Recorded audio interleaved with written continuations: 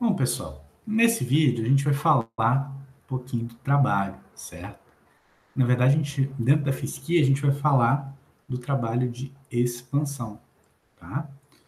E para a gente entender melhor as coisas, não tem jeito, a gente vai ter que fazer uso do cálculo infinitesimal. Então, eu vou pegar, por exemplo, a expressão que a gente viu lá no vídeo anterior, né? Da variação infinitesimal da energia interna com uma quantidade infinitesimal de calor mais uma quantidade infinitesimal de trabalho adicionados ao sistema. Essas quantidades de calor e trabalho são eventos que ocorrem na vizinhança, né? Na verdade, na fronteira do sistema, entre a vizinhança e o nosso sistema. Tá? Para a gente analisar bem, a gente vai ter que fazer o uso dessa informação infinitesimal para chegar no valor finito de algumas transformações, tá? Então, a gente vai começar falando do trabalho, tá? E esse trabalho, a gente vai considerar o trabalho de expansão. O trabalho de expansão ou de compressão. Na verdade, a gente vai tratar junto, porque o que muda é um sentido, né, do que está sendo feito, é o sinal do trabalho. Num, a gente tem um trabalho que o sistema realiza, ou seja, ele perde energia interna. No outro, a gente tem um trabalho que o sistema recebe da vizinhança, então o sistema ganha energia interna. Tá? E esse trabalho de expansão surge quando há alguma variação no volume. Para que a gente tenha trabalho, a gente precisa de deslocamento. Se o volume variou, a gente teve um deslocamento de alguma fronteira do sistema. O exemplo mais clássico disso é um vaso com um pistão. Só que existem outros casos. Se a gente tiver uma reação que libera gás na atmosfera, esse gás liberado ele tem que empurrar a atmosfera, tem que deslocar a atmosfera. Então, isso também é considerado um trabalho de expansão. Tá? A gente vai começar desenhando um vaso, certo? E colocando, né, um pistão nele. Opa, deixa eu só melhorar esse desenho aqui. E eu vou colocar um pistão que vai ser em azul aqui nele. A gente tem um vaso aqui com um pistão. Deixa eu diminuir esse pistão aqui, certo? Aqui embaixo a gente vai ter gás. Opa! A gente vai ter gás, certo?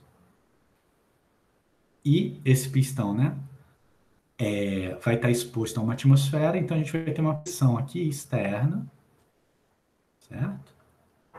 E a pressão externa, como está parado aqui, está em equilíbrio, a pressão externa está igual à pressão dentro, né, desse sistema, nosso sistema que vai, né, até o pistão. Aqui eu vou fazer umas considerações, tá? Que eu só vou fazer uma vez, mas elas valem para todos os exemplos que a gente for lidar, tá? A gente vai considerar o sistema, né? Quando ocorrer a movimentação do pistão, a gente não vai ter nenhuma perda por atrito, ou seja, não há atrito nessa expansão, tá? Uma outra coisa que a gente vai considerar é que não há escape de gás. A massa está fixa. Tá? E por fim, a gente vai considerar que o peso do êmbolo é desprezível.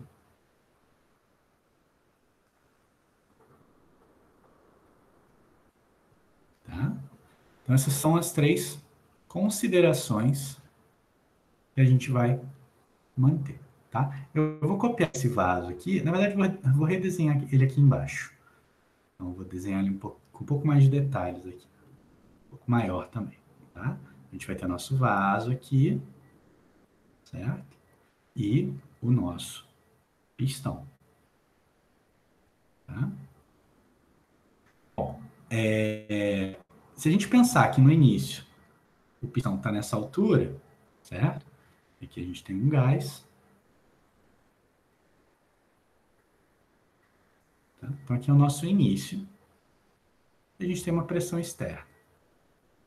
Se a gente tiver um processo que provoque o deslocamento desse pistão, certo? Deixa eu deixar ele na mesma altura aqui. E eu vou deslocar o meu pistão.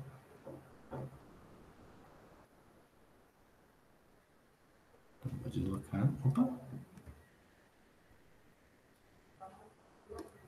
deslocar o meu pistão, agora vai. Pronto, certo? Eu desloquei o meu pistão. Então, eu vou ter aqui uma variação na altura. Isso aqui estava em Z0 e aqui está num Z final. Aliás, eu vou botar ZI,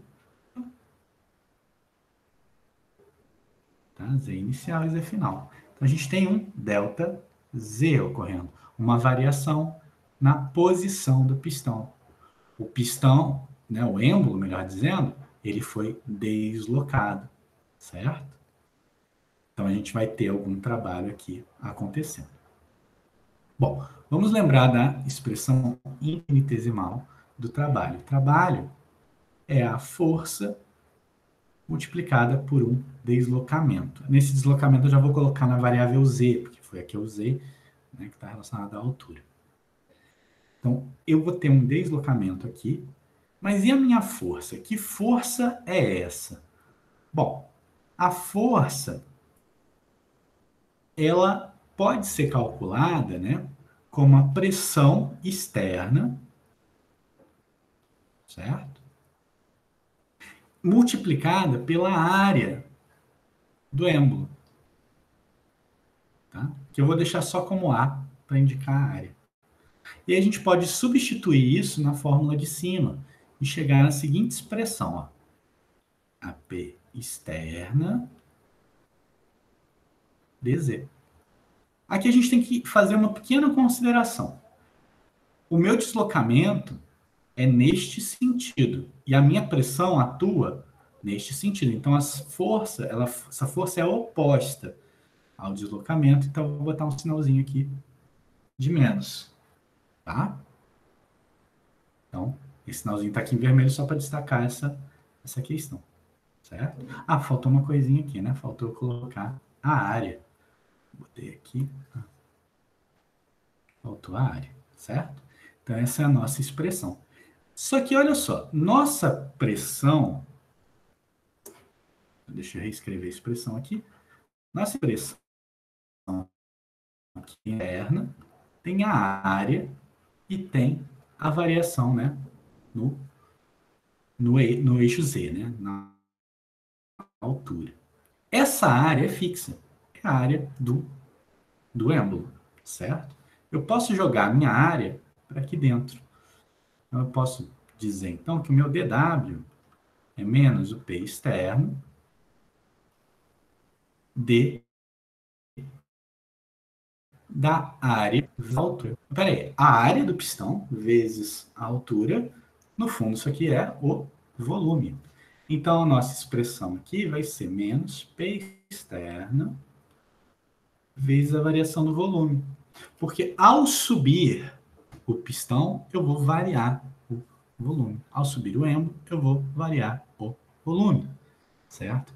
E essa é a expressão do trabalho de expansão, tá? Em termos infinitesimais, ok? Agora, a partir do termo infinitesimal, eu quero integrar essa expressão do volume inicial até o volume final. Ora, o meu volume inicial está ligado com essa posição aqui, meu volume final está ligado com a posição ZF, tá? Então, eu vou integrar, de um lado eu vou ter o trabalho, e do outro eu vou ter a integral do volume no início até o volume no final. Vou botar o sinal de menos aqui fora, P externo, dV.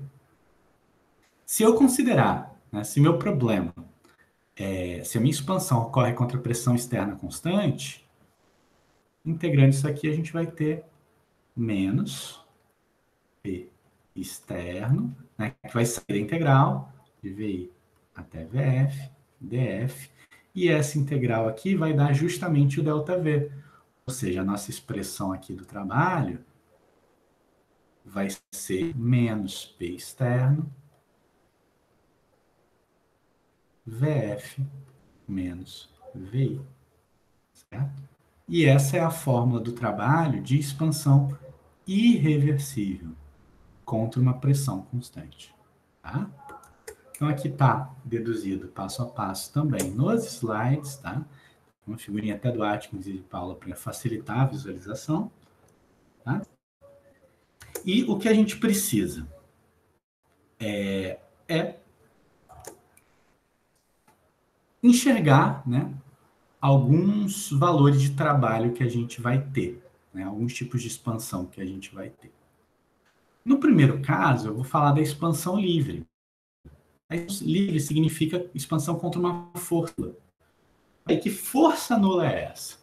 A nossa força aqui era menos a pressão externa vezes a área.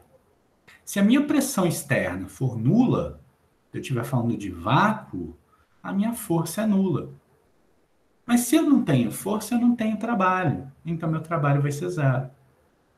Então, não há trabalho quando o sistema se expande livremente contra o vácuo, certo? Então, por exemplo, digamos que eu tenho um gás concentrado de um lado, né? Uma separação, isso também foi tirado do Atkins, tá? Né? Um pino aqui, né? E do outro lado eu tenho o vácuo. Se eu abrir isso daqui, se eu liberar a passagem de gás para o outro lado, o que vai acontecer é que esse gás vai se expandir. Só que contra o quê? Contra nada. Ele não teve nenhuma força, né, contrária a essa expansão. Então, ele não realiza trabalho, apesar dele se expandir. Certo? Nesse caso, o trabalho vale zero. Agora, se a pressão dentro do vaso for superior à pressão exterior, certo? Olha só, a pressão dentro do vaso, né, é maior do que a pressão externa. Aí o que vai acontecer? A gente vai ter um desequilíbrio, então a força de choques aqui vai ser maior do que a externa, o que vai causar um deslocamento para cima do meu pistão, certo? A minha pressão externa ela é fixa e a pressão dentro do vaso, ela vai, cada vez que o pistão vai subindo, o volume vai caindo, a pressão dentro do vaso vai caindo, até que no final, certo? A pressão interna vai se igualar com a pressão externa. Mas toda essa expansão foi realizada contra a pressão externa constante, fixa e constante. Então, a gente vai ter aquela fórmula que eu falei, ó, eu mostrei para vocês, certo? E algumas coisas importantes para a gente falar. O volume na expansão, né, ele aumenta, ou seja, o ΔV ele é maior do que zero. E, por conta disso, a pressão externa também é positiva, né? A pressão não pode ser negativa, né? Então, todo esse trabalho, ele é negativo.